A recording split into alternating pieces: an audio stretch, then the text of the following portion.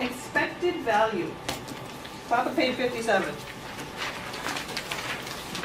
I expect you to highlight, circle, scribble, star, whatever you need to do on the top of page 57.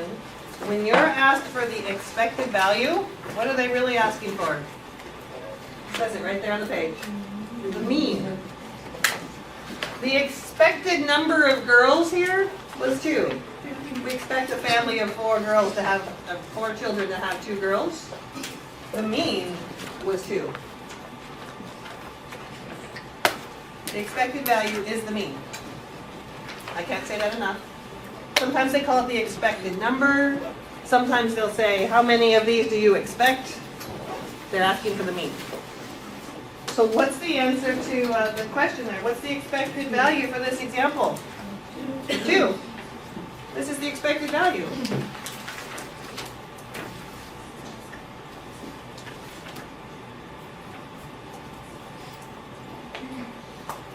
We agree the mean is the expected value. That's gonna kill us. Let's do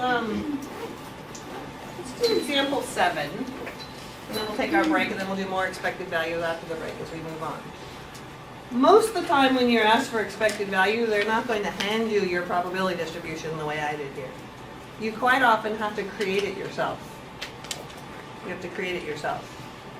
Similar to when I was talking about that lottery over here, where I'm like, we're going to win $1 million or we're going to lose $1, whatever it might be. So example 7 says, what's the expected value when we bet $1 to play California's Fantasy 5 lottery, which we talked about last time. We're going to flip back there in a second to talk about it. And the jackpot's $500,000. So they're saying, how much could you expect to win on average? Some people might win the $500,000 jackpot. Some of us are going to lose our dollar from playing. On average, what do we expect to happen? It's kind of like the other one I brought up earlier. So what you need to do when you're asked for expected value is create your own distribution. Create your own distribution. X and P of X. And this is how much I will win. Think of it as your profit. If I play this lottery, what are all the things that might happen? Kind of gave you a clue earlier. 0. Well, it's not even 0, it's worse than 0. We lose more. You lose your dollar, So right? you're going back negative. So I might lose my dollar. I'm going to put that one second. I might lose my dollar. It doesn't matter if you put it first. I just like to put losing second. Winning feels better. How much would I win? After taxes, like 200. No taxes. We live in a perfect world where there's no taxes. I'm hear some of you say 499,999. I'm only going to win that much because I had to pay $1 just to get in the lottery. This is how much I would win. We agree where that came from? Anything else that might happen? Either win or I lose. So now I need probabilities over here. And the reason I referred to example 5 from last time is we actually calculated this probability last time. Someone have to tell me what page that's on. Example 5 is a couple pages back. Let's see if I can find it. Oh, it's just 1 page back, on page 55. Only 1 page back. On page 55, we calculated this probability. If we hadn't already done it, we'd have to do this little probability question separate to get that probability. You see example 5 on the previous page? And we calculated the probability of winning here. We were using combinations. And I think it was 1 out of 57, 57, 57. So we actually did this work earlier. So I'm trying to make my own probability distribution. We didn't calculate the probability of losing though. We only calculated the probability of winning. I might win or I might lose. How can I find this probability right here? I could either subtract this fraction from 1, or I can say, if there's one way out of 57, 57, 57 way to win, how many ways are there to lose? How many ways could I lose? And I hear somebody over here saying it, 5, 7, 5, 7, 5, 6. All of, oops, not one, sorry. I'm trying to say one less. These are all the probability of winning. There was only one way that I could win, and there are almost all the other ways that we could lose. We have to calculate this on our own. That wasn't given to us. Kirsty's idea though, of taking 1 minus this is the same thing. We'll be doing that after our break. Questions on what I'm doing, where I got my numbers. Negative, like, whatever. Yes. So if we didn't do the first part of it, like on the previous page, how would we find that? So if we didn't do this first part already and have it, I would have had to give you all that information from the previous page so that you could calculate it. So sometimes you'll be given that number, the probability, sometimes you might have to calculate it, but you'll be given all the information you need. So I could have put these two problems together, in which case you would have had to calculate this and then find the expected value. Other questions about getting the table, the probabilities? What is the question asking for? Expected value, which tells me I want to use my calculator to find, someone said it over here, the mean. So how am I going to use my calculator? What am I going to do? List 1, list 2. List 1 and list 2, make sure you put your negative in there for your negative 1. I'm going to put mine in here real quick to see if we agree. So we're going to stat. We're going to clear our little list up here. Don't delete, just hit clear. Delete's going to be the issue that I wanted to have back there. Clear.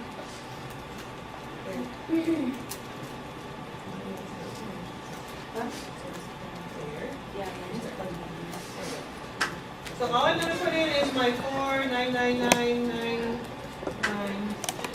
That's all my nines. And my negative 1. Use the negative number down here at the bottom, not the minus sign, you'll get an error. See where my little cursor is there? Negative at the bottom of your calculator. It's different than minus. And then again, you can just type in your fractions over here. 1 divided by 575757.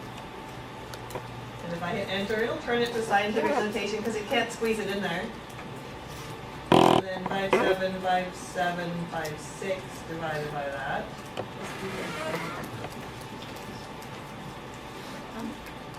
Look at what it did. Can you guys see that?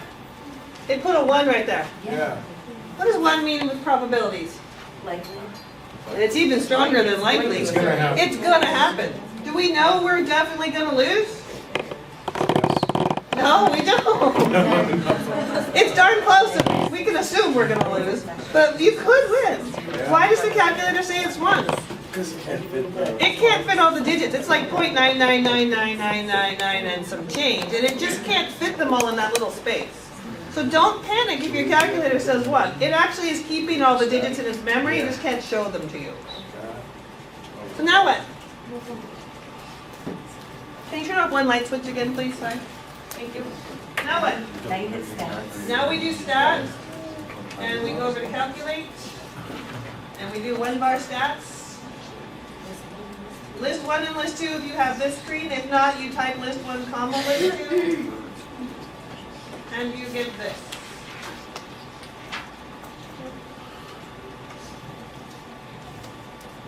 We get that number? Negative 0.1315. Yep. Is that the number that we use? That's our mu. The X bar?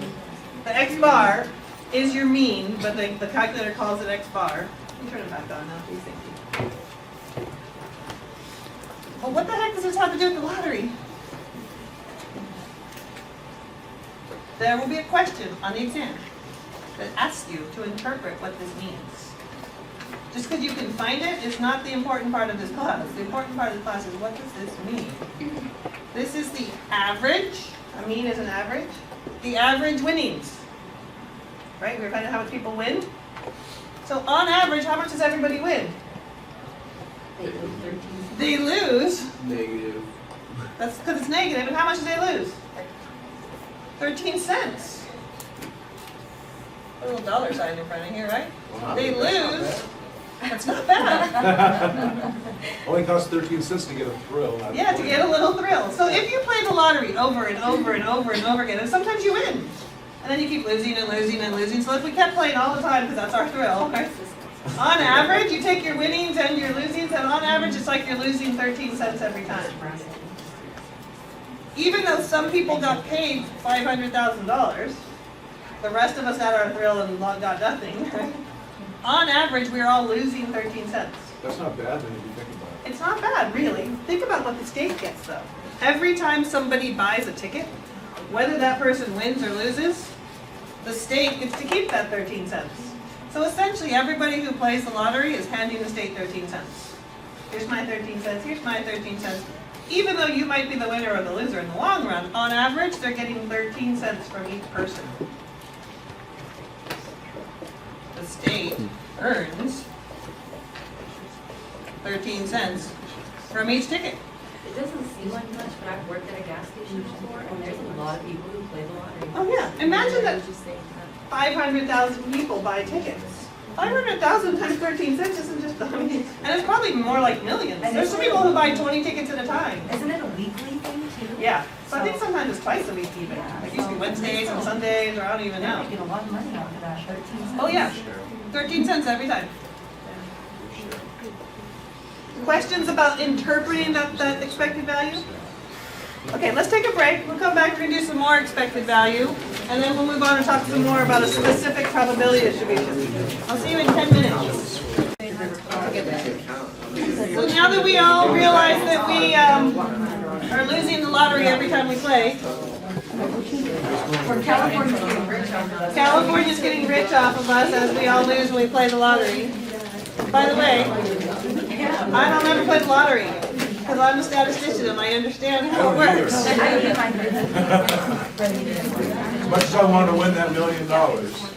I have, bought like scratch-offs put in stockings for people. But those are gifts as opposed to trying to win, right?